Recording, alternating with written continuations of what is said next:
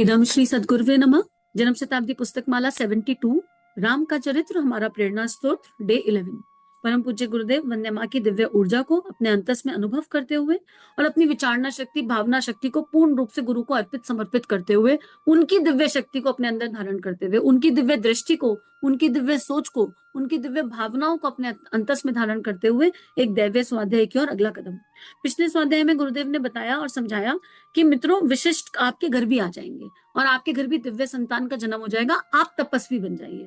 तपस्वी बनने का ये अर्थ नहीं है कि आप समाज को छोड़ दो और हिमालय पर जाकर बैठ जाओ। नहीं, अपने भीतर उस दिव्यता को जगाइए कि दिव्य संतान आपके घर आना चाहे, क्योंकि इस समय सूक्ष्म में सारी दिव्य संतानें, सारी दिव्य आत्माएं दोबारा आना चाहती हैं। उनको जैसे उन्होंने राम जन्म में रीछ वानर बन के काम किया और कृष्ण जन्म में ग्वाल बाल बन के काम किया और कृष्ण की सेना बन के काम किया, ऐसे ही वो सारी चेतनाएं, वो सारी आत्माएं पुनः धरती पर आना चाहती हैं, क्योंकि परम पूज्य गुरुदेव राम और श्री राम एक है। दुनिया जान गई, अब ये नहीं कहेंगे दुनिया जान ना पाई। अब दुनिया को समझ में आ गया कि राम और श्री राम एक ही हैं और दोनों ने ही अपने काल में एक नई रामायण दोहराई। इस समय जिस रामायण की आवश्यकता है वो यही है कि राम का नाम राम बाण है और इस समय विचारों के परिवर्तन की आवश्यकता है। भावनाएं कलुषित हो गई, इसलिए कलयुग आया और भावनाओं का विज्ञान किसी को समझ नहीं आ रहा, इसलिए विचारों को बदलने की आवश्यकता है। इसलिए विचार क्रांति अभियान है। ये विचार क्रांति है। क्रांति ये ऐसा नहीं है कि सहज आपके विचारों को बदल दिया जाएगा। नहीं, आप अगर इस लेखनी को पढ़ेंगे या इस लेखनी को सुनेंगे तो आपके अंदर हलचल हो जाएगी। एक ऐसी हलचल हो जाएगी कि आप रेस्टलेस हो जाएंगे। आप रेस्टलेस हो जाएंगे कि यार हम क्या जी रहे थे अब तक, और हम क्यों जी रहे थे ये जो जी रहे थे, ये तो नहीं जीना चाहिए था। हमको अपनी दिशा बदलने की आवश्यकता है। आपके मन में इस तरह के प्रश्न ऑटोमेटिकली जन्म लेने लगेंगे। ये युग ऋषि के साहित्य की ये महत्ता है। ये कोई कहानी नहीं है, ये साहित्य है। ये साहित्य क्या है? उनके पूरे जीवन के तप का निचोड़ है।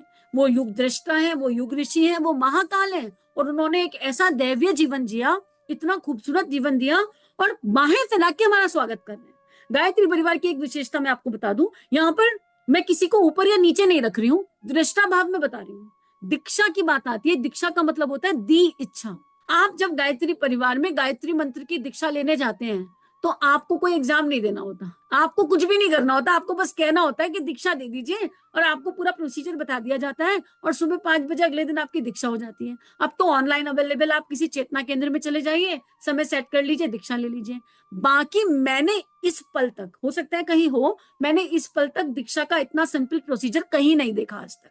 मैंने हर जगह एक प्रॉपर फॉर्मेट है कि आपको पहले 6 महीने इतनी पढ़ाई करनी पड़ेगी या साल भर इतनी पढ़ाई करनी पड़ेगी या फिर आपको इन गुरु के संरक्षण में ऐसी शिक्षा लेनी पड़ेगी। सम और the other way some procedures हैं, या फिर थोड़ा श्री खर्च करके आपको कोर्सेज करने पड़ेंगे। सम और द अदर प्रोसीजर्स, कुछ स्टेप फॉलो करने हैं, लेकिन इंस्टेंट दीक्षा नहीं है। हर जगह क्या हो रहा है, पहले साल भर 6 महीने रिफाइन किया जा रहा है और फिर जो क्रीम निकली उनको दीक्षा दी जा रही है। और परम पूज्य गुरुदेव महाकाल क्या कह रहे हैं? क्रीम मैं बना लूंगा, तुम आ जाओ, सब कुछ मैं कर लूंगा, तुम आ जाओ, तुम एक बार दीक्षा तो ले लो।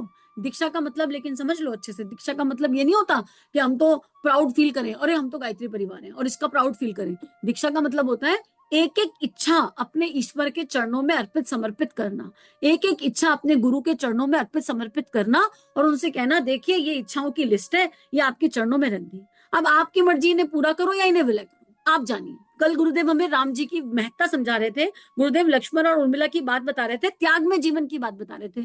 क्यों लक्ष्मण और उर्मिला का नाम लिया जाता है, क्यों सीता राम जी का नाम लिया जाता है, क्यों राम परिवार का, पूरे राम जी के परिवार का नाम लिया जाता है? उन्होंने अपनी इच्छाओं को पूरी तरह अर्पित समर्पित कर दिया। किसके लिए? राम राज्य के लिए। सब दूसरे की इच्छा को जीना चाहते थे, दूसरा दिव्य बन जाए। हर कोई ये चाहता था कि सामने वाले को सब कुछ मिल जाए। अपनी प्रसन्नता को दूसरे की प्रसन्नता में लीन कर देने का नाम प्रेम है। ये परम पूज्य गुरुदेव की लेखनी का एक अंश है, बहुत महत्वपूर्ण। तो राम दरबार में यही खास बात थी। क्या?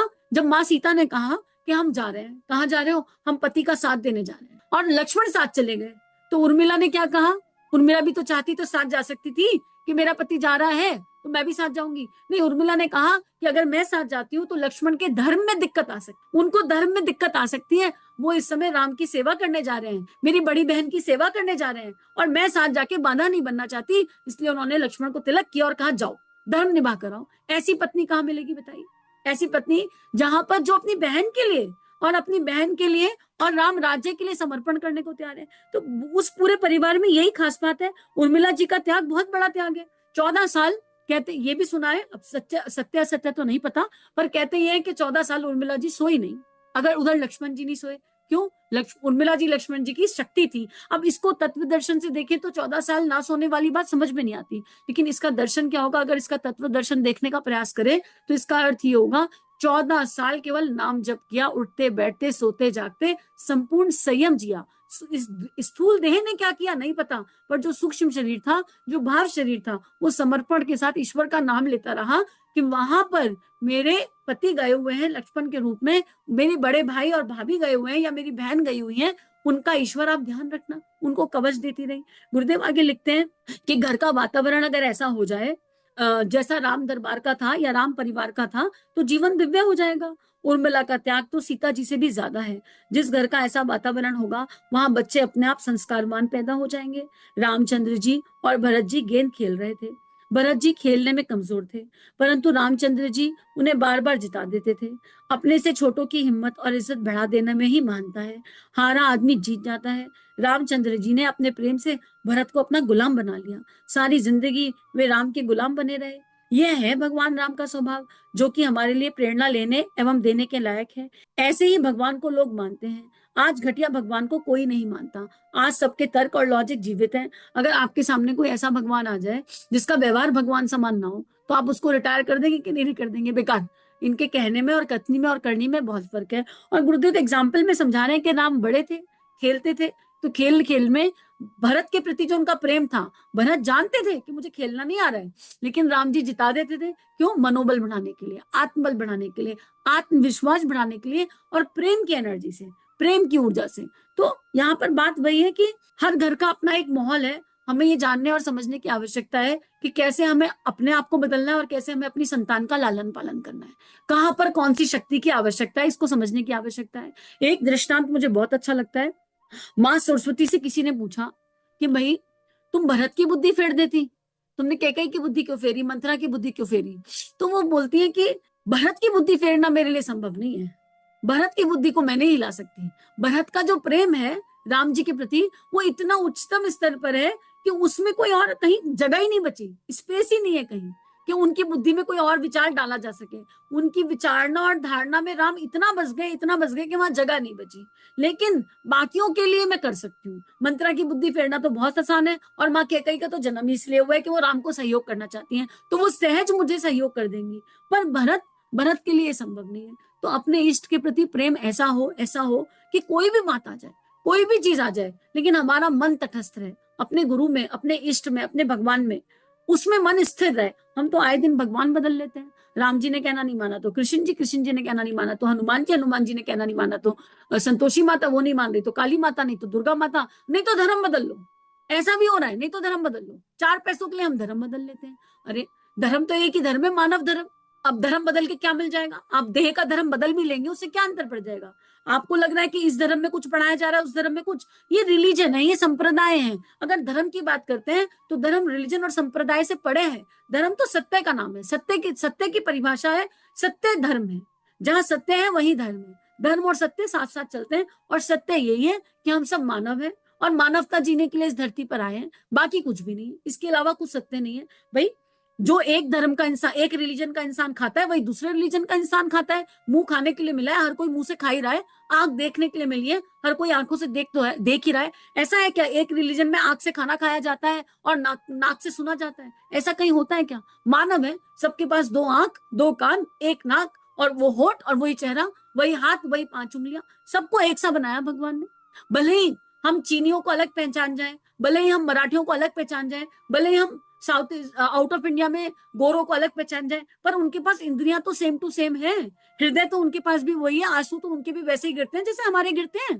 तो हम देश के बिहाव पर, धर्म के बिहाव पर, राजनीति के बिहाव पर ये जो भेदभाव करते हैं, ये बिल्कुल खंड खंड करने की आवश्यकता है। हमको एकजुट होने की आवश्यकता है। एकजुट होंगे, मानवता को समझेंगे, तो मानव धर्म को जिएंगे, तभी राम राज्य आए। राम राज्य का अर्थ क्या है?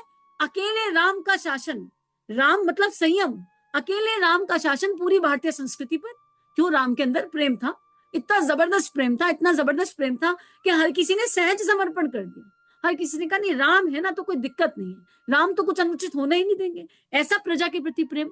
तो बात वही है कि अगर हम अपनी आत्मता का विस्तार करना चाहते हैं, अगर हम अपनी भावनाओं का विस्तार करना चाहते हैं, अगर हम अपनी विचारणाओं का विस्तार करना चाहते हैं, तो हमको युग ऋषि की इस लेखनी के दिव्य तत्व को समझकर अपने जीवन में उतारना होगा और भेदभाव से मुक्त होना होगा। मानव मतलब मानव। अभी तो हम मानव में अमीरी गरीबी गरीबी का भेद करते हैं, ये मेड है, ये लेबर है, ये चाचा का बेटा, ये ताऊ का बेटा, ये मेरा बेटा। अभी तो हम ये छोटे छोटे भेदभाव में उलझे हुए हैं। हमें इन सब चीजों से बाहर निकलने की बहुत जबरदस्त आवश्यकता है, और महाकाल का संकल्प है तो वो निकाल ही लेंगे। अगर आप ये पूछ रहे हैं अपने आप से कैसे निकला जाए, तो बस एक ही तरीका है, उनकी लेखनी को सुनते रहिए, गुनते रहिए, सुनते रहिए, गुनते रहिए, पढ़ते रहिए, चिंतन मनन करते रहिए। जब आप लगातार पढ़ेंगे, लगातार पढ़ेंगे, लगातार सुनेंगे, लगातार चिंतन मनन करेंगे, तो वो परिवर्तन अपने आप हो जाएगा। अगर ये एग्जाम्पल पहले भी दिया है कि अगर हमको किसी बुरी आदत को हटाना हो, तो हमें ना उस बुरी आदत का चिंतन करने की आवश्यकता है, ना उसी बुरी आदत के बारे में सोचने की आवश्यकता है। हमको उसके अपोजिट अच्छे अच्छे संस्कार के, अच्छी आदत के बारे में चिंतन करने की, सोचने की आवश्यकता है।